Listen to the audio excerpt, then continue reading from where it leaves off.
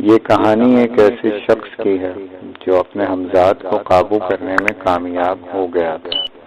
اگر آپ نے اس کہانی کو شروع سے نہیں سنا تو ڈسکرپشن میں آپ کو اس کہانی کی پہلی قسط کا لنک مل جائے گا، وہاں سے آپ اس کہانی کو شروع سے سن سکتے ہیں۔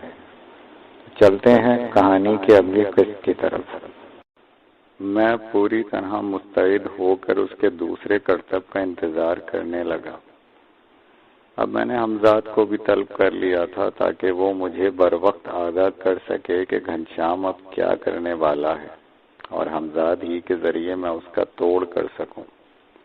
لیکن اس بار ہمزاد کو مجھے کچھ بتانے کی ضرورت پیش ہی نہیں آئی، کیونکہ گھنشیام کہہ رہا تھا، صاحبوں، اب میں آپ کے سامنے ایک ایسے کمال کا مظاہرہ کرنے والا ہوں جو میں نے بطور خاص افریقہ میں سیکھا ہے، اور یہ کمال میں نے چند پراسرار قوتوں کو اپنے قبضے میں کر کے حاصل کیا ہے۔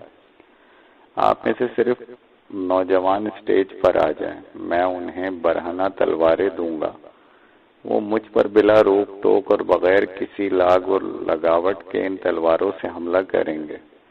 میں اپنے ہاتھوں میں کچھ نہیں رکھوں گا، لیکن آپ دیکھیں گے کہ تلواریں میرے جسم سے گزرتی رہیں گی، مگر میرے جسم اپنی جگہ رہے گا اور اسے کوئی نقصان نہیں پہنچ سکے گا۔ میں نوجوانوں سے گزارش کروں گا کہ وہ مجھ پر حملہ کرتے ہوئے ذرا بھی نہ ہچکچائیں، کیونکہ وہ مجھے کوئی نقصان نہیں پہنچا سکیں گے۔ یہ مختصر سی تقریر کر کے وہ خاموش ہو گیا اور نوجوانوں کا انتظار کرنے لگا۔ لیجیے، اس نے اپنی موت کو خود آواز دے لی۔ ہمزاد نے سرگوشی کی، مگر اس نے یہ دعویٰ کیا کس طرح؟ میں نے دبی زبان میں ہمزاد سے پوچھا تھا کہ میرے قریب بیٹھے ہوئے لوگ میری آواز نہ سن پائیں۔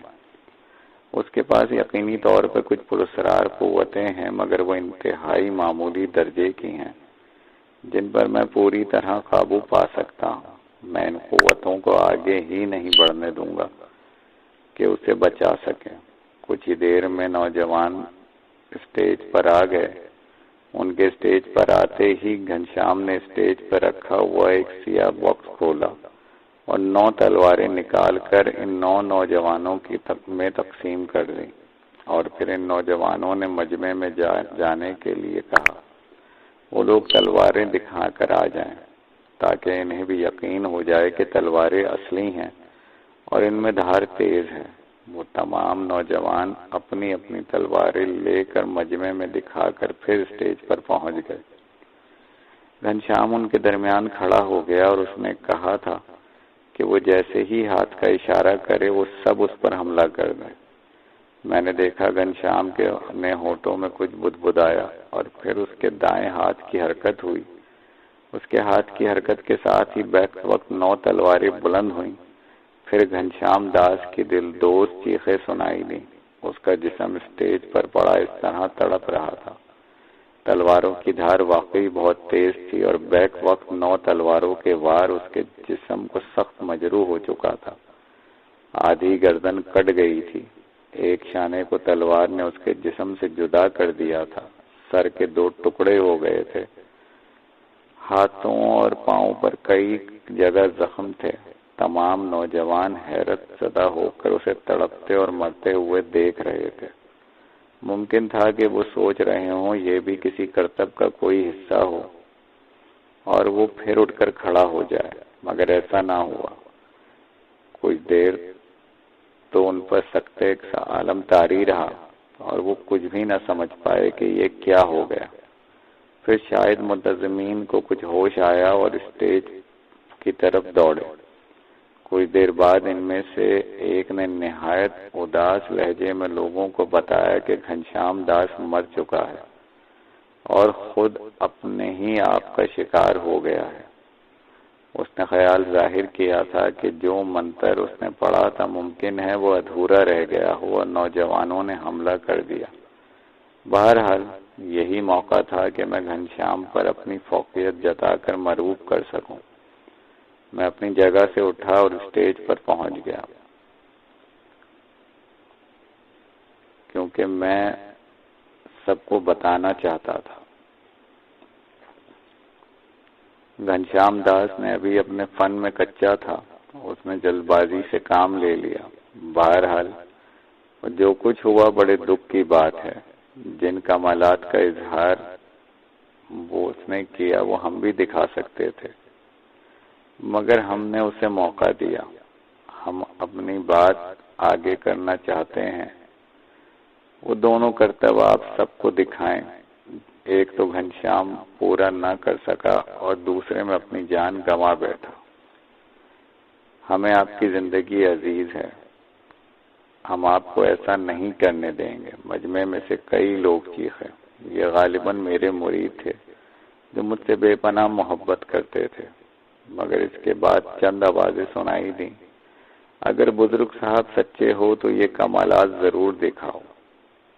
یہ ان متعصب ہندوؤں کی آوازیں تھیں جو گھنشیام کو چاہتے تھے اور مجھ سے کدورت رکھتے تھے۔ آپ سب خاموش ہو جائیں، ہم آپ کی خواہش ضرور پوری کریں گے۔ میں نے ہاتھ اٹھا کر لوگوں کو خاموش رہنے کا اشارہ کیا۔ پھر میں نے بھی انگیٹھی اور کوئلے منگائے، انہیں اچھی طرح دہکایا اور بالکل گھنشیام کی طرح سارے مجمع میں ان کی نمائش کی، اور عین مجمع میں آ کر وہ دہکتے ہوئے انگارے مجمع پر پھینک دیے۔ حمزاد نے پھینکے جانے سے پہلے ہی ان کو پھولوں میں تبدیل کر دیا تھا۔ سارا مجمع زور زور سے تالیاں بجانے لگا۔ بزرگ صاحب کی جے، بزرگ صاحب کی جے، پورا گراؤنڈ گونج اٹھا۔ اور اس کے بعد میں نے اسٹیج پر پہنچ کر انہی نوجوانوں کو بلایا جنہوں نے گھنشیام کو جہنم رسید کیا تھا۔ وہ سبھی سخت خوفزدہ اور گھبرائے ہوئے تھے، اس لیے وہ بامشکل تیار ہوئے۔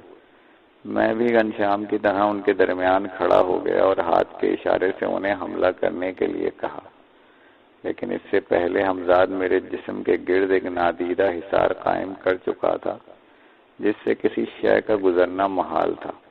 تلواریں برستی رہیں، مگر میں اپنی جگہ خاموش کھڑا رہا۔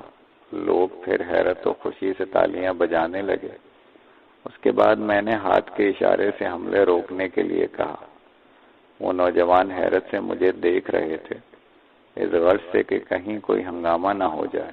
وہاں پولیس کے کئی ٹرک بھی موجود تھے۔ مجھے اب ایک اور ہی نئی بات سوجھی۔ میں نے مجمع کو مخاطب کیا، یہ تو وہ کمالات تھے تو گھنشیام دکھانا چاہتا تھا۔ اب میں اپنی طرف سے ایک کمال کا مظاہرہ کرنا چاہتا ہوں۔ میں دیکھ رہا ہوں یہاں پولیس کے ٹرک موجود ہیں۔ میں پولیس والوں سے گزارش کرتا ہوں کہ وہ ایک ٹرک اسٹیج کے قریب لے آئیں اور اس پورے وزنی ٹرک کو اپنے ہاتھ کی ایک انگلی پر اٹھا لوں گا۔ یہ یوں ہی نہیں کہہ رہا بلکہ میں اس بات کا ثبوت بھی پیش کر سکتا ہوں۔ یہ کہہ کر میں نے ٹرک کا انتظار کرنے لگا۔ میں نے جو کچھ کہا تھا وہ کوئی معمولی بات نہیں تھی۔ تمام ہی لوگ سخت متعجب اور مضطرب تھے۔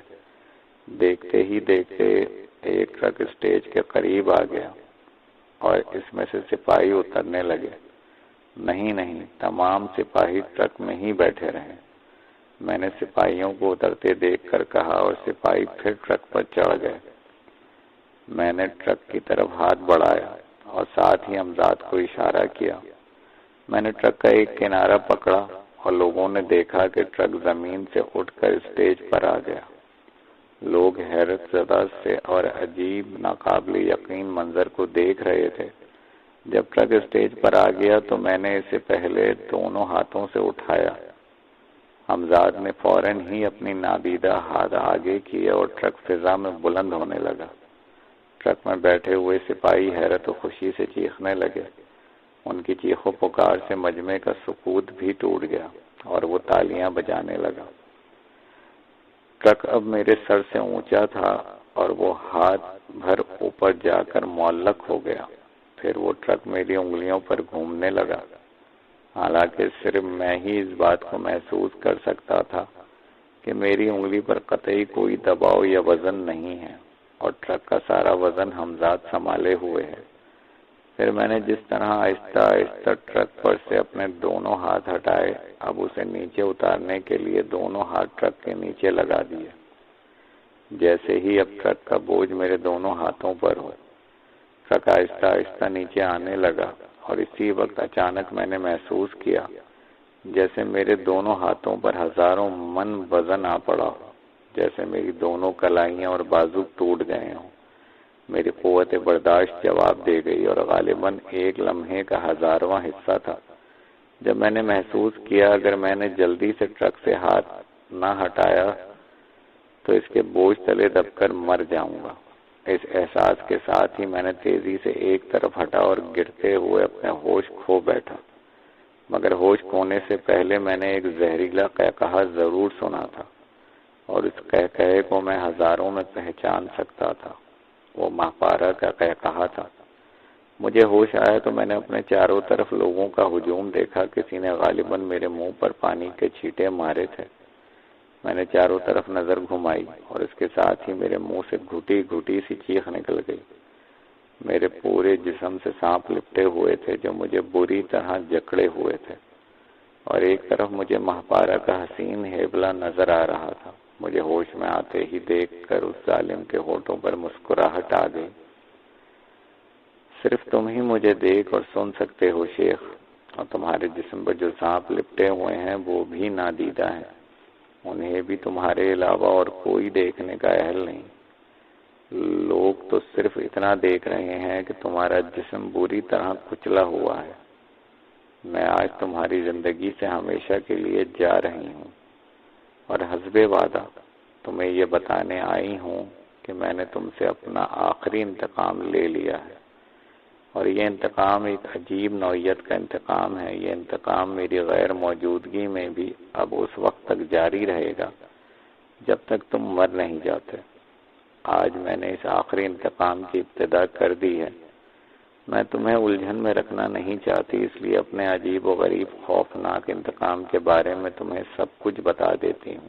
تو سنو، جب تک تم زندہ رہو گے اپاہجوں اور محتاجوں کی زندگی بسر کرو گے، تمہاری روح کو سکون نہ مل سکے گا۔ تم مسلسل جسمانی اذیت میں مبتلا رکھے جاؤ گے، اور اس کے لیے مجھے اب تمہاری دنیا میں آنے کی ضرورت نہیں ہوگی۔ تم نے اب سے 1 ہفتے قبل نیا جسم اپنایا ہے جسے میں نے آج مفلوج کر دیا۔ تمہارے اس جسم کے دونوں ہاتھ ہمیشہ کے لیے ناکارہ کر دیے گئے ہیں، اور اب اس جسم کے بعد تم جو بھی جسم اپناؤ گے اسے اپنے لیے چند ہی دن بعد مصیبت اور عذاب میں پاؤ گے۔ یہ جسم کسی نہ کسی طور پر مفلوج ہوتا رہے گا۔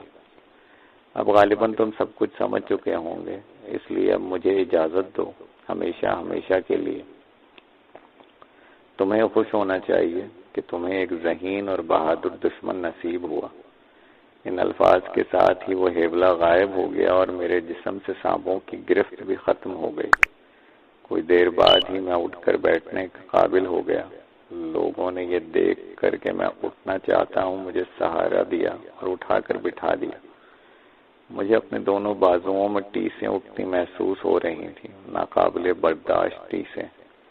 میں نے حمزاد کو طلب کیا، کیا تم مجھے اس عذاب سے نجات نہیں دلا سکتے؟ میں نے لوگوں کی موجودگی کو نظر انداز کرتے ہوئے بمشکل رک کر حمزاد سے کہا۔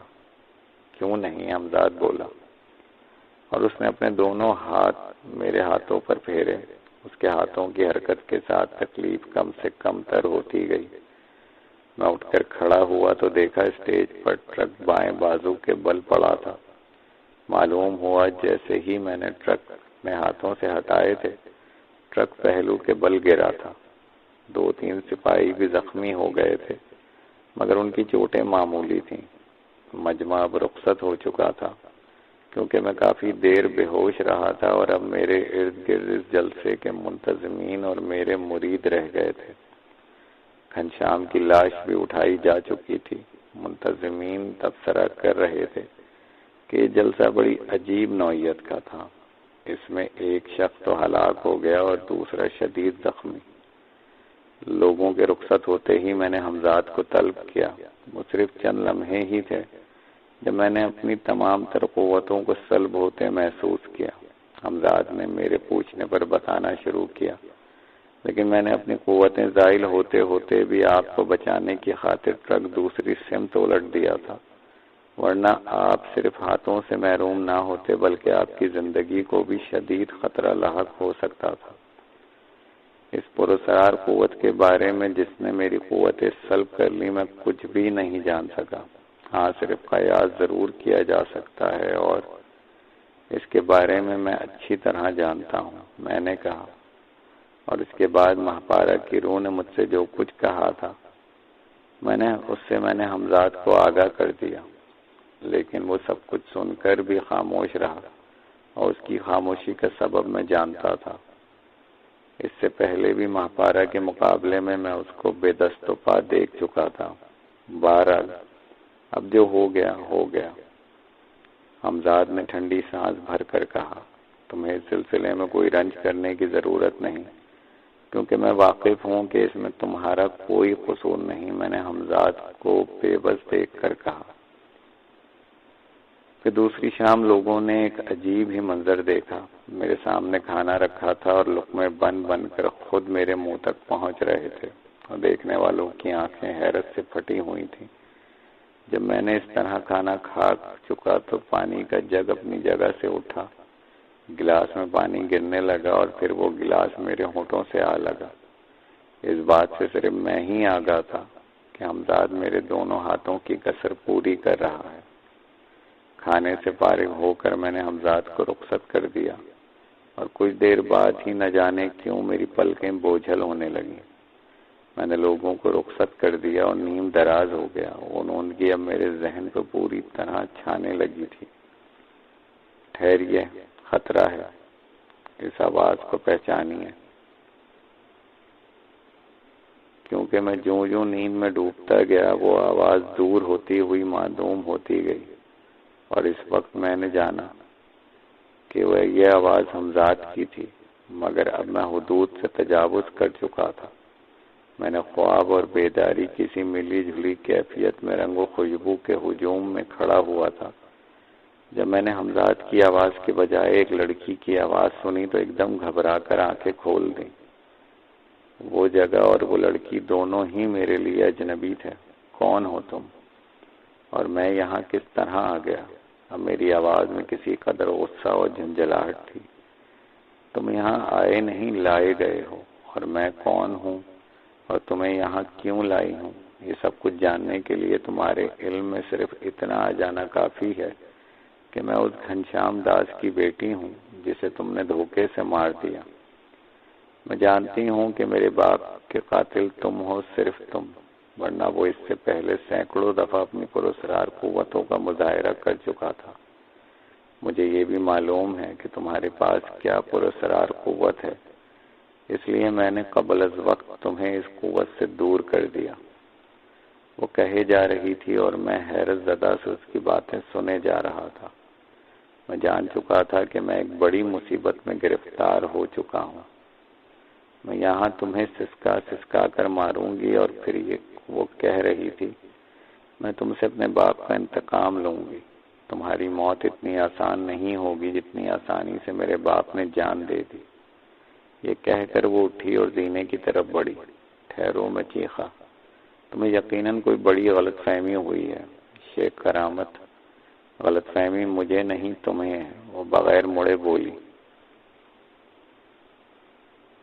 تو تمہارا نام دملہ ہے، میں بولا، اور تم میرا نام بھی جانتی ہو۔ ہاں، میں تمہارے بارے میں سب کچھ معلوم کر چکی ہوں۔ میں یہ بھی جانتی ہوں کہ اگر تمہیں ڈھیل دے دی جائے تو تم خطرناک بھی ہو سکتے ہو۔ اب وہ سیڑھیوں پر قدم رکھ چکی تھی۔ مجھے کچھ اور نہ سوجا تو اس کے پیچھے لپکا۔ وہ ایک دم مڑی اور میری آنکھوں میں آنکھیں ڈال دی۔ تم اب اپنی جگہ سے حرکت نہیں کرو گے، سمجھے؟ اس کی آواز مجھے کہیں دور سے آتی ہوئی سنائی دی۔ اس کے جانے کے بعد دروازہ پھر باہر سے بند ہو گیا اور میں نے اس کے ساتھ محسوس کیا جیسے اب میرے جسم کو حرکت نہیں دے سکتا۔ میں نے قدم اٹھائے اور تیزی سے زینہ چڑھنے لگا۔ میرے دونوں ہاتھ پہلے ہی مفلوج تھے، اس لیے میں نے کندھے سے دروازے کو زور سے دھکا دیا، مگر کوئی نتیجہ برآمد نہ ہوا۔ دروازہ خاصا مضبوط تھا۔ میں مایوس ہو کر نیچے اتر آیا۔ اس کمرے میں زیادہ سامان نہیں تھا۔ ایک طرف صرف ایک مسیری بچھی ہوئی تھی جس پر کچھ دیر پہلے میں اور دملہ موجود تھے، اور کمرے کی دیوار کے برابر کونے میں ایک سیاہ سا مجسمہ کھڑا تھا۔ میں بے بسی کا عالم میں مسحری پر آ کر لیٹ گیا۔ میں چوہے دان میں پھنس کر رہ گیا تھا، جہاں سے نکلنے کی کوئی راہ میری سمجھ میں نہیں آ رہی تھی۔ اب میں اس وقت کوس رہا تھا جب میں نے بیٹھے بٹھائے گھنشیام داس سے الجھنے کے بارے میں سوچا تھا، لیکن اب ہو بھی کیا سکتا تھا۔ موت میری آنکھوں میں ناچ رہی تھی۔ دملا مجھے یقیناً تڑپا کر مارنے پر قادر تھی۔ میں انہی خیالات میں کھویا ہوا تھا۔ میں چونکا اس وقت جب میں نے اپنے دونوں پاؤں پر سرسراہٹ سی محسوس کی۔ میں نے پاؤں جھٹکے، مگر اس کے ساتھ ہی مجھے ایسا محسوس ہوا جیسے لاتعداد سوئیاں میری پنڈلیوں میں اتر گئی ہوں۔ میں گھبرا کر اٹھ بیٹھا اور میرے منہ سے چیخ نکل گئی۔ میری دونوں ٹانگوں پر سینکڑوں سرخ چونٹے چلتے ہوئے میرے جسم کے بالائی حصے کی طرف بڑھ رہے تھے۔ ان کے ڈنک تیز اور نوکیلے ڈنک میرے جسم میں پیوست ہو رہے تھے۔ میرے ہاتھ اگر مفلوج نہ ہوتے تو ممکن تھا میں ان سے اتنا نہ گھبراتا اور اس مصیبت سے نجات پانے کی کوشش کرتا۔ کچھ دیر ہی میں ان چونٹیوں نے کاٹ کر میرا جسم سجا دیا، اور اب میں پورے کمرے میں اضطراب اور بے چینی سے دوڑتا پھر رہا تھا، مگر مجھے ان چونٹوں سے نجات نہیں مل رہی تھی۔ وہ ہر طرف سے میرے جسم پر چمٹے ہوئے تھے۔ میرے سارے جسم پر ددوڑے پڑے ہوئے تھے اور ان میں سخت کھجلی، جلن اور سوزش ہو رہی تھی۔ مجھے یاد ہے میں نے کئی گھنٹے اس اذیت میں گزارے تھے اور پھر بے ہوش ہو گیا تھا۔ ہوش میں آنے پر میں نے خود کو اسی جگہ دیکھا، لیکن اب چونٹوں کا دور دور تک پتہ نہیں تھا۔ ہاں، ان کی یاد اب بھی میرے جسم پر جلن اور کھجلی کی صورت میں موجود تھی۔ مجھے ہوش آئے ابھی زیادہ دیر نہیں ہوئی تھی کہ میں نے دملا کو دروازہ کھول کر نیچے آتے دیکھا۔ کہو کیا حال ہے؟ کچھ مزہ آیا؟ اس کی آواز کا زہر میں نے اپنی روح میں اترتے ہوئے محسوس کیا، مگر میں بے بسی سے اس کی طرف دیکھتا رہا۔ خاموش کیوں ہو؟ کچھ بولو نا۔ کیا تمہیں میری تواضع پسند نہیں آئی؟ اور ہاں سنو، اتنے زیادہ دیر بے ہوش نہ رہا کرو، جلدی جلدی ہوش میں آ جائے کرو تاکہ دوبارہ تمہاری تواضع کی جا سکے۔ شاید تمہیں اپنے جسم میں شدید کھجلی محسوس ہو رہی ہے، لاؤ میں کھجا دوں۔ اس نے کہا اور پھر نہ جانے کہاں سے اس کے ہاتھ میں ایک چمکیلا خنجر آ گیا۔ وہ خنجر لیے میری طرف بڑھی۔ میں نے اٹھنا چاہا۔ اس نے ہاتھ کے اشارے سے مجھے لیٹے رہنے کے لیے کہا۔ اس کی آنکھیں میری آنکھوں سے الجھی ہوئی تھیں۔ تم اٹھنے کی کوشش نہیں کرو گے، وہ بولی، اور پھر اس نے بڑی بے رحمی سے جگہ جگہ میرے جسم کی کھال چھیل ڈالی، جن سے خون رسنے لگا۔ میرے منہ سے چیخیں بلند ہو رہی تھیں، لیکن وہ اپنے دلچسپ مشغلے سے ایک لمحے کے لیے بھی غافل نہیں ہوئی تھی۔ مجھے تڑپتا اور سسکتا چھوڑ کر وہ کچھ دیر بعد ہی لوٹ آئی، اور پھر اس کے ہاتھ میں ایک بالٹی تھی، چھوٹی سی بالٹی۔ وہ میرے قریب آ کر بڑی محبت سے بولی، دیکھو تمہارا جسم کتنا گندا ہو رہا ہے۔ کم بخت چونٹیوں نے اچھے خاصے جسم کی مٹی پلیت کر دی۔ یہ کہہ کر اس نے میرے لہو لہان جسم پر بالٹی میں سے قطرہ قطرہ پانی ٹپکانا شروع کر دیا، اور پھر بولی، اس پانی میں میں نے بطور خاص تمہارے لیے خاصا نمک گھولا ہے تاکہ تمہارے زخم اچھے ہو جائیں۔ پانی کی ایک ایک بوند میرے جسم میں آگ لگا رہی تھی اور میں بری طرح چیخ رہا تھا۔ ہمت سے کام لو، مرد آدمی ہو کر اس طرح چیختے ہو؟ لو میں جا رہی ہوں۔ پھر وہ مڑی اور زینے پہ چڑھنے لگی۔ اب میرے اندر اتنی ہمت و قوت بھی نہیں رہی تھی کہ میں یہ سوچ بھی سکتا کہ اٹھ سکوں۔ میں مسحری پر بے حس و حرکت پڑا صرف چیخ سکتا تھا۔ میں اب اپنی زندگی سے قطعی مایوس ہو چکا تھا کہ ایک رات سوتے سوتے اچانک میری آنکھ کھل گئی۔ میں نے آنکھیں پھاڑ کر چاروں طرف دیکھا۔ کمرے میں گہرا اندھیرا تھا۔ جو چیز میرے جاگنے کا سبب بنی تھی، اب اس پر میں نے غور کیا اور مجھے حیرت ہوئی کہ یہاں پانی کس طرح آ گیا۔ کافی دیر میں اپنی اسی حالت میں پڑا رہا۔ اچانک ہی جیسے میرے ذہن میں سینکڑوں چراغ جل اٹھے۔ یقیناً ایسا ہی ہے، میں بڑبڑایا، اور اس کے ساتھ میں نے بمشکل اپنے نحیف اور زخمی جسم کو گھسیٹ کر مسحری سے نیچے اتارا۔ نیچے آتے ہی کمرے کے فرش پر میں نے پانی محسوس کیا۔ میں اس پانی میں لوٹنے لگا۔ میری آنکھیں قدرے اندھیرے سے مانوس ہو چکی تھیں۔ میں نے دیکھا کہ زینے اور اوپری دروازے پہ کچھ فاصلے پر بنے ہوئے سلاخوں دار روشن دان سے پانی نیچے آ رہا تھا۔ بارش غالباً بہت تیز تھی۔ میں تقریباً لڑکتا ہوا روشن دان کے نیچے پہنچ گیا۔ اب بارش کا پانی براہ راست میرے جسم پر پڑ رہا تھا۔ کچھ ہی دیر میں میرے تمام جسم پانی سے شرابور ہو چکا تھا۔ میرا دل خوشی سے بلیوں اچھلنے لگا۔ پھر میں نے حمزاد کو طلب کرنے میں دیر نہیں کی۔ مجھے اس جہنم سے نکال کر لے چلو۔ حمزاد کے آتے ہی میں چیخا، گھبرائیے مت، اب میں آپ تک پہنچ چکا ہوں، اب آپ کا کوئی کچھ بھی نہیں بگاڑ سکے گا، حمزاد نے جواب دیا۔ پھر وہ مجھے لے کر بہت جلد میرے مکان تک پہنچ گیا۔ وہاں پہنچتے ہی میں نے سب سے پہلے اس سے اپنی جسمانی حالت کو بہتر بنانے کے لیے میرے پورے جسم پر اپنے دونوں ہاتھ پھیرے اور مجھے ایسا لگا جیسے کسی نے میرے زخموں پر مرہم رکھ دیا ہو۔ الگ صبح ہی میں بیدار ہو گیا۔ اب سب سے پہلے مجھے دملہ کی فکر تھی۔ میں اس کے بارے میں حمزاد سے معلوم کرنا چاہتا تھا۔ میرے سوال کرنے سے پہلے ہی حمزاد نے مجھے دملہ کے بارے میں بتانا شروع کر دیا۔ دملہ اپنے باپ ہی کے ہمراہ افریقہ گئی تھی اور اس نے بھی وہاں اپنے باپ گھنشیام داس کی طرح بہت سے پراسرار علوم سیکھے تھے۔ جب سے اسے یہ معلوم ہوا ہے کہ اس کا باپ اپنی پراسرار قوتوں کا مظاہرہ کرتے ہوئے مارا گیا ہے تو اس نے اپنی پراسرار قوتوں کے ذریعے یہ پتہ چلا لیا کہ اس کے باپ کی موت کا اصل سبب کیا تھا۔ پھر اس نے آپ کو پھانسنے کے لیے ایک منصوبہ بنایا۔ اس سے پہلے کہ میں آپ کو ہوشیار کر پاتا وہ اپنا کام کر گئی۔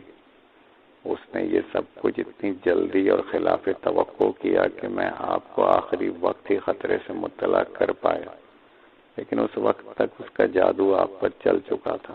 پھر اس کے بعد آپ نے اتنا موقع نہیں دیا کہ آپ اس قابل ہو سکتے کہ مجھ سے مدد حاصل کرتے۔ وہ تو قدرت ہی کچھ مہربان تھی جو ابھی آپ کی زندگی بچی ہے، جو آپ بچ گئے، ورنہ وہ آپ کو کسی صورت میں زندہ نہ چھوڑتی۔ کیا اب اس کی طرف سے کوئی خطرہ لاحق نہیں؟ خطرہ تو ہے، مگر میرے ہوتے ہوئے وہ اب آپ پر ہاتھ نہیں ڈال پائے گی، کیونکہ میں اس وقت تک اب آپ کو تنہا نہیں چھوڑوں گا جب تک آپ اس سے اپنی بے بسی اور اذیت کا انتقام نہ لے لیں۔ ٹھیک ہے، تم معلوم کرو، میری بھی خواہش ہے کہ میں اسے اسی طرح بے بس و مجبور دیکھ سکوں جس طرح اس نے مجھے بے بس کر دیا تھا۔ غالباً تیسرے دن حمزاد نے مجھے اطلاع دی کہ آج رات دملہ کا فیصلہ ہو جائے گا، کیونکہ وہ اس کے بارے میں سب کچھ معلوم کر چکا ہے۔ حمزاد نے بتلایا کہ وہ دملہ کو آسانی کے ساتھ زیر کیا جا سکتا ہے، لیکن ساتھ ہی ساتھ اس نے مجھے تنبیہ بھی کی کہ میں اس سے کوئی غلط حرکت نہیں کروں گا، ورنہ اس صورت میں یہ ہوگا کہ حمزاد تو میری کوئی مدد نہیں کر پائے گا اور دملہ اپنی پراسرار قوتوں کے ذریعے مجھے بے بس کر دے گی۔ ہر چند کے بعد میری طبیعت و مزاج کے خلاف تھی، مگر میں نے مان لی۔ پھر اسی رات مغرب کے بعد حمزاد نے ایک دم مجھے بتایا کہ غالباً دملہ کو ہمارے ارادوں کے بارے میں علم ہو چکا ہے، اس لیے اب وہ دہلی سے فرار ہو رہی ہے، تو پھر اسے روکو اور بھاگنے نہ دو۔ لیکن اب وہ چوکنا ہو چکی ہے، اگر اب اسے روکنے کی کوشش کی تو دوسری صورت میں وہ خودکشی کر لے گی۔ مجھے حمزاد کا یہ فیصلہ قبول کرنے کے لیے اپنے اوپر جبر کرنا پڑا۔ میں ہرگز یہ نہیں چاہتا تھا دملہ اس آسانی سے بھاگ جائے، اور وہ بھی میرے علم میں آنے کے باوجود، لیکن میں اس پر بھی راضی نہیں تھا کہ وہ خودکشی کر لے اور میں اپنے دل میں انتقام کی سلگتی ہوئی آگ کو ٹھنڈا نہ کر سکوں۔ دن تیزی سے گزرتے رہے اور میرے ذہن سے دملہ کا خیال اترتا گیا اور پھر میں اسے بالکل ہی بھول گیا، لیکن اب مجھے اپنے ہاتھوں کی محرومی کے احساس نے بے چین کرنا شروع کر دیا تھا۔ میں مفلوج ہونے کے سبب قدم قدم پر حمزاد کا محتاج ہو کر رہ گیا تھا۔ آخرکار ایک دن تنگ آ کر میں نے حمزاد سے اپنی اس خواہش کا اظہار کر دیا کہ اس مفلوج جسم سے نجات حاصل کر لی جائے حمزات کو میری رائے سے اتفاق نہیں تھا، مگر وہ میری مرضی اور خواہش کے سامنے قطعی بے بس تھا۔ اس بار پھر قطب مینار کے قریب کھنڈرات ہمارے کام آئے۔ سب کچھ نہایت سکون اطمینان سے ہو گیا۔ نیا جسم بھی جوان اور خوبصورت تھا۔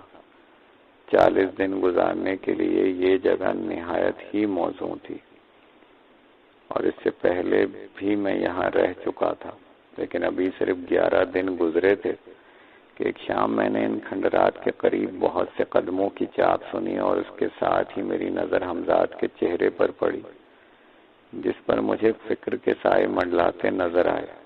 یہ بہت برا ہوا، میں نے اسے تو بالکل فراموش ہی کر دیا تھا۔ حمزات بڑبڑایا، لیکن اب ہو بھی کیا سکتا ہے؟ تم کس کی بات کر رہے ہو؟ میں نے جلدی سے کہا۔ دملہ کی۔ آخر وہ اپنا کام کر ہی گئی۔ ہم تو اس کی غفلت سے کوئی فائدہ نہ اٹھا سکے، مگر وہ فائدہ اٹھا گئی، اور اب 40 دن سے پہلے کچھ نہیں ہو سکتا۔ وہ جانتی تھی کہ اس صورت میں بھی اس کا کوئی پراسرار حملہ کارگر نہیں ہوگا، اس لیے اس نے دوسرا راستہ اختیار کیا۔ پولیس ان کھنڈرات میں آپ کو ڈھونڈ رہی ہے، اور یقیناً یہاں تک پہنچ جائے گی۔ مجھے رہ کر اپنی غفلت پر افسوس ہو رہا تھا۔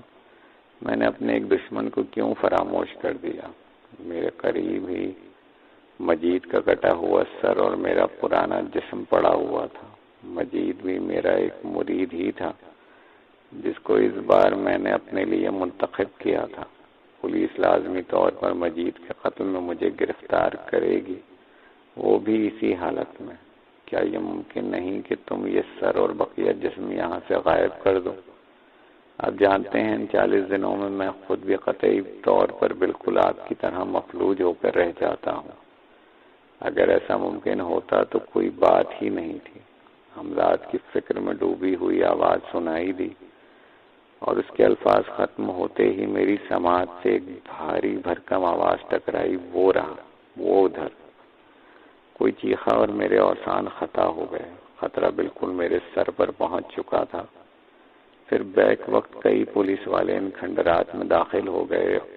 میں خود سے اٹھنے کے قابل نہیں تھا، اس لیے پولیس والوں کے وہاں پہنچنے کے باوجود بھی اسی طرح لیٹا رہا۔ اٹھو، ایک پولیس والا گرجا۔ میں اس قابل نہیں ہوں، میں نے نخیب سی آواز میں جواب دیا۔ ارے، کسی کے منہ سے بے ساختہ نکلا۔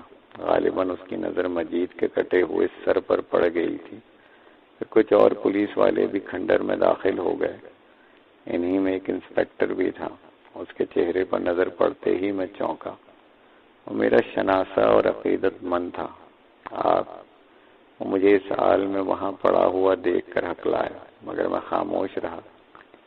کچھ دیر ہی میں مجید کا کٹا ہوا سر اور بقیہ جسم وہاں سے اٹھوا لیا گیا، اور جب پولیس والوں کو یقین ہو گیا کہ میں واقعی اپنے پیروں پر کھڑا نہیں ہو سکتا، تو انہوں نے مجھے بھی اٹھوا لیا اور پولیس کے ٹرک میں ڈال دیا۔ مجید کا تعلق بھی دہلی کے ایک بڑے خاندان سے تھا، اس لیے پولیس کے اعلیٰ افسران بھی وہاں موقع پر موجود تھے۔ مجھے پہلے حوالات میں ڈالا گیا، پھر مجھ سے پوچھ گچھ شروع ہوئی، لیکن میں نے اب مکمل خاموشی اختیار کر لی تھی۔ یہ خبر چھپی نہ رہ سکی کہ میں ایک قتل کے سلسلے میں ملوث ہو کر گرفتار ہو چکا ہوں۔ دہلی میں میری شخصیت معمولی لوگوں کی نہیں تھی، بڑے بڑے لوگ میرے مرید تھے۔ ان سب کا تانتا بن گیا۔ انہوں نے انتہائی کوشش کی کہ مجھے ضمانت پر رہا کرا لیں، مگر مجید کے اہل خاندان بھی کم باسوخ نہیں تھے۔ نتیجے کے طور پر ضمانت بھی نہ ہو سکی۔ ادھر میں نے بھی اقبال جرم نہیں کیا تھا۔ پولیس کے اعلیٰ حکام عجب کشمکش میں تھے کہ کریں تو کیا کریں۔ میں ایسا گیا گزرا شخص بھی نہیں تھا کہ وہ مجھ پر 3rd ڈگری کا استعمال کر سکتے، کیونکہ خود افسران میں میرے بہت سے عقیدت مند تھے۔ دن گزرتے گئے، پھر مجھے حوالات سے جیل میں منتقل کر دیا گیا۔ مقدمہ عدالت میں پیش ہوا۔ سارا شہر جیسے اس مقدمے کی کارروائی سننے کے لیے امنڈ پڑا۔ میرے ایک صاحب حیثیت مرید نے ایک بڑا وکیل میری پیروی کے لیے کھڑا کیا تھا۔ وہ نوجوان اور ذہین وکیل مجھ سے بھی ملا تھا اور حقیقت حال دریافت کرنا چاہیے۔ میں نے اسے صرف اتنا کہا تھا کہ کسی بھی طرح مجھے 18 دن اس کیس کا فیصلہ نہ ہونے دو، کیونکہ اس وقت 40 دن پورے ہونے میں 18 دن باقی تھے۔ جب وہ وکیل مجھ سے ملا تھا تو وہ میری عجیب و غریب بات نہ سمجھ پایا تھا اور کہہ کر چلا گیا کہ وہ کوشش کرے گا، لیکن وہ اپنی کوشش میں کامیاب نہ ہو سکا اور 40 دن پورے ہونے سے 9 دن پہلے ہی میری تقدیر کا فیصلہ سنا دیا گیا۔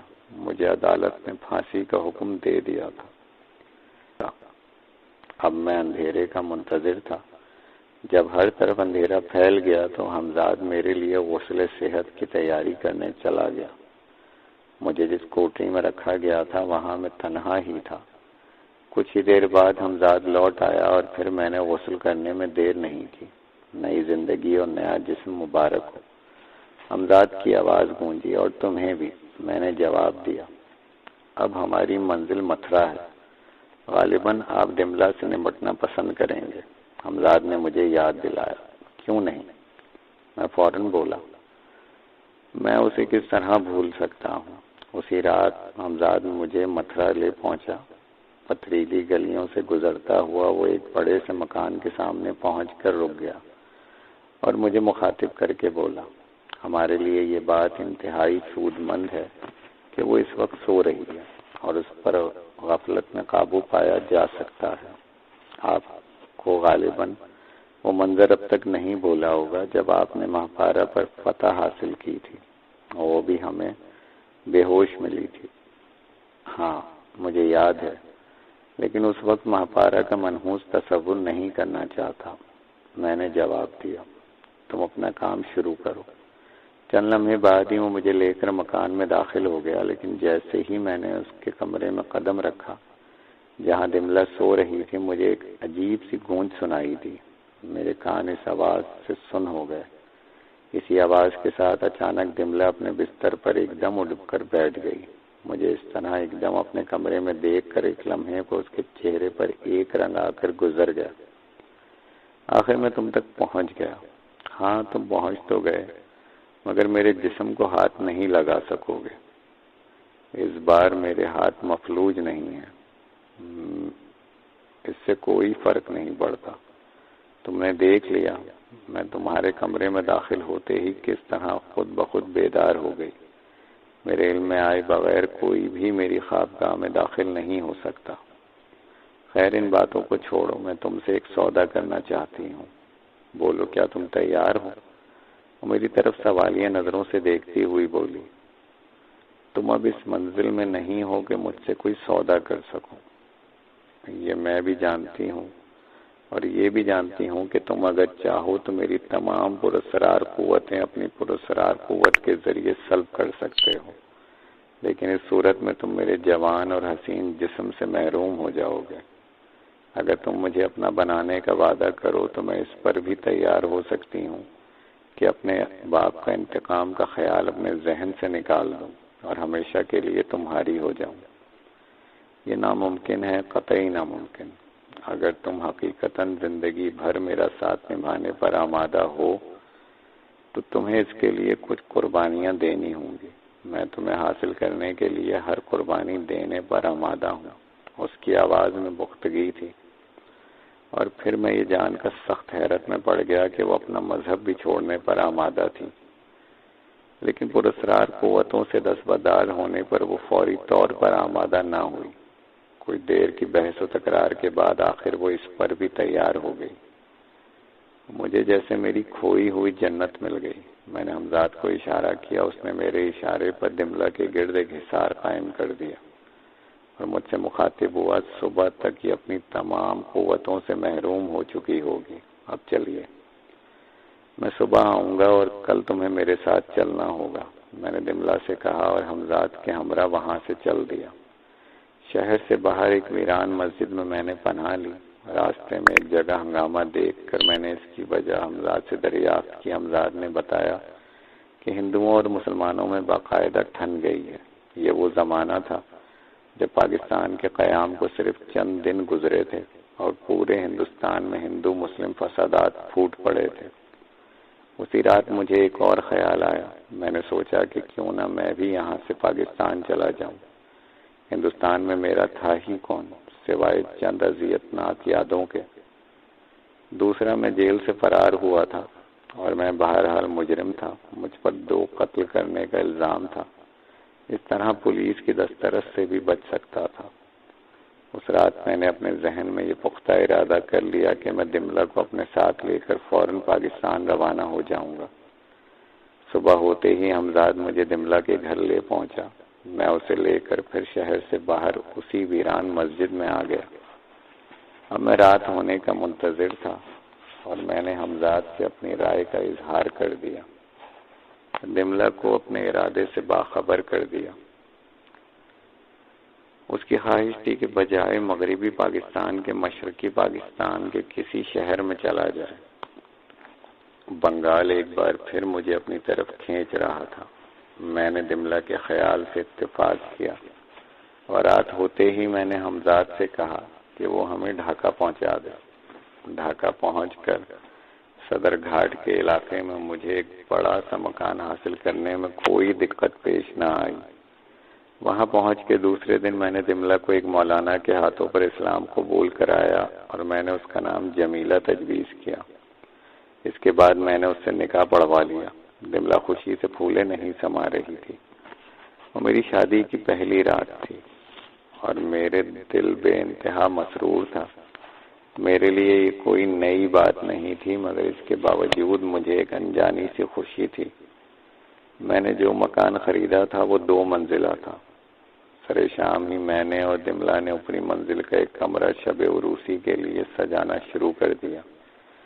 پھر میں کسی کام سے مکان کے نچلے حصے میں جانے کے لیے زینے کی طرف بڑھا، لیکن پہلی سیڑھی پر قدم رکھتے ہی مجھے زور سے چکر آ گیا اور میری آنکھوں کے سامنے اندھیرا چھا گیا۔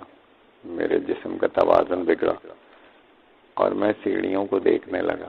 میرے منہ سے چیخیں بلند ہونے لگی، جنہیں سن کر دملہ میری طرف دوڑی، مگر اس وقت تک زینے سے لڑک کر نیچے پہنچ چکا تھا۔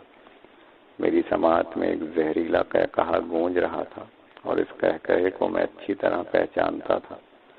یہ ماں پارا کا قہقہا تھا، انتقام۔ میرے ذہن میں صرف ایک لفظ گونجا اور میں بے ہوش ہو گیا۔ اب میرے مرنے میں بہت کم وقت رہ گیا ہے، اس لیے میں تمہیں مختصر صرف اتنا بتا دینا چاہتا ہوں کہ ایک بار پھر میرا نچلا دھڑ بیکار ہو کر رہ گیا۔ پھر اس حادثے کے دوسرے دن ایک حادثہ اور ہوا، بالکل غیر متوقع طور پر، جس نے مجھے حیرت زدہ کر دیا۔ میں کبھی سوچ بھی نہیں سکتا تھا کہ انسان سب کچھ بھول سکتا ہے مگر اپنے دل سے انتقام کے جذبے کو نہیں نکال سکتا۔ اگر حمزاد بر وقت دخل اندازی نہ کرتا تو میں اپنی زندگی سے ہاتھ دھو بیٹھتا۔ بس اچانک ہی میری آنکھ کھل گئی اور میں نے جو کچھ دیکھا تھا اس نے میرے اوسان خطا کر دیے۔ دملہ خنجر تانے مجھ پر حملہ آور ہونے والی تھی۔ میں نے اٹھنا چاہا تھا مگر میرا جسم مفلوج تھا۔ پھر اسی لمحے میں نے حمزاد کا سایہ دیکھا اور دوسرے ہی لمحے، اس سے پہلے کہ میں حمزاد کو حکم دیتا، وہ دملہ کا کام تمام کر چکا تھا۔ پھر حمزاد نے اس کی لاش بھی ٹھکانے لگا دی۔ یہ میرے لیے ایک بڑا ذہنی دھچکا تھا، مگر میں نے کسی طرح برداشت کر لیا۔ میں نے اس رات فیصلہ کیا کہ اب میں کبھی کسی عورت کی مستقل رفاقت کا خواب نہیں دیکھوں گا، اور اپنی بقیہ زندگی میں نے اسی پر عمل کیا۔ کچھ ہی دن میں پھر اپنے مفلوج جسم سے بیزار ہو گیا، ہر چند کہ اب میں جان چکا تھا کہ ماہپارہ مجھے سکون کے ساتھ نہیں رہنے دے گی۔ میں جو جسم بھی حاصل کروں گا وہ اسے بھی مفلوج کر دے گی، مگر اس کے باوجود میں چاہتا تھا کسی نہ کسی طرح اس اپاہج جسم سے نجات حاصل کر لوں جس نے میری زندگی تلخ کر دی تھی۔ اب اس جسم کے ساتھ مجھے کئی سال گزر چکے تھے اور اب تک میں صرف ماپارا کے انتقام کا خیال کر کے جسم تبدیل کرنے سے باز رہا تھا، لیکن اب میرے صبر کا پیمانہ لبریز ہو چکا تھا۔ حمزاد کی تاکید کے باوجود میں اپنی خواہش سے دامن نہ بچا سکا۔ ڈھاکہ میں نے یہ چند سال نہایت خاموشی سے گزارے تھے۔ اب پہلی بار مجھ سے کوئی جرم سرزد ہونے والا تھا۔ میں اب ایک دن بھی مفلوج جسم برداشت نہیں کر سکتا تھا، اس کا نتیجہ کچھ بھی ہو۔ آخر ایک دن تنگ آ کر میں نے حمزاد سے کہا کہ اسے میری خواہش کے سامنے سر جھکانا ہی پڑے گا۔ نیا جسم بالکل نوخیز تھا۔ وہ ایک 15 سال کا حسین و خوبصورت لڑکا تھا، ہمارے ہی پڑوس میں رہتا تھا اور کئی مہینے سے اس پر میری نظر تھی۔ وہ اکثر میرے گھر بھی آتا تھا۔ محمد ہاشم نام تھا اس کا۔ یہ اسی کا جسم تھا۔ نئے جسم سے پوری طرح ہم آہنگ ہو کر اور 40 دن سکون اطمینان سے گزارنے کے بعد میرا جی ڈھاکہ سے بھی کہیں اور چلنے کو چاہا۔ اس بار میری منزل چٹاگام تھی۔ یہاں آ کر میں نے بظاہر اپنی آمدنی کے ذرائع ظاہر کرنے کے لیے تجارت شروع کر دی۔ اس طرح میرا وقت بھی آسانی سے گزر جاتا تھا۔ یہاں میں نے ایک بار پھر اپنا بچھڑا ہوا نام پا لیا تھا۔ لوگ مجھے شیخ کرامت ہی کے نام سے پکارنے لگے۔ اس طرح ایک طویل عرصے بعد مجھے اپنا نام پا کر ایک عجیب سے خوشی کا احساس ہوا۔ 5 سال پہلے اچانک ایک رات میرے سینے میں شدید درد ہوا اور میں رات بھر تڑپتا رہا۔ صبح ڈاکٹروں کو دکھایا تو انہوں نے مجھے بتایا مجھے معدے کا سرطان ہے۔ جب میں ڈاکٹر انوار الحق کے پاس سے لوٹ رہا تھا تو راستے میں مجھے وہی زہریلا قہقہہ سنائی دیا، ماہپارہ کا قہقہہ، اور میں تڑپ کر رہ گیا۔ آخر وہ اپنے انتقام سے باز نہیں آئی، لیکن اب میں فیصلہ کر چکا تھا، چاہے کچھ بھی ہو جائے میں یہ جسم نہیں چھوڑوں گا۔ وقت تیزی سے گزرتا رہا اور اب سے 15 دن پہلے میری حالت سخت خراب ہو گئی۔ حمزاد کے مشورے پر میں اسپتال میں داخل ہو گیا اور یہاں آنے کے 3-4 دن بعد ہی ایک شب میں نے حمزاد سے ایک ایسی خبر سنی جو میرے وہم و گمان میں بھی نہیں تھی۔ اب ہمارے بچھڑنے میں بہت کم دن رہ گئے ہیں۔ حمزاد نے دکھ بھرے لہجے میں کہا۔ میں تمہارا مطلب نہیں سمجھ پایا۔ میں نے اس سے حیرت زدہ ہو کر پوچھا، آپ اب سے 10 دن بعد مجھے آزاد کرنے کے پابند ہیں؟ اب سے 100 سال پہلے کیا ہوا عہد یاد کیجئے جب آپ نے مجھ پر قابو پایا تھا۔ حمزاد بولا، تو پھر میں بغیر تمہارے زندہ رہوں گا؟ میں نے کہا، ابھی تک مجھے حالات کی سنگینی کا اندازہ نہیں ہوا تھا کہ حمزاد کی آزادی کا مطلب کتنا بھیانک ہے۔ کاش اب میرے بغیر زندہ رہ سکتے۔ حمزاد کی آواز بھرا گئی۔ کیوں؟ آخر یہ کیوں نہیں ہو سکتا؟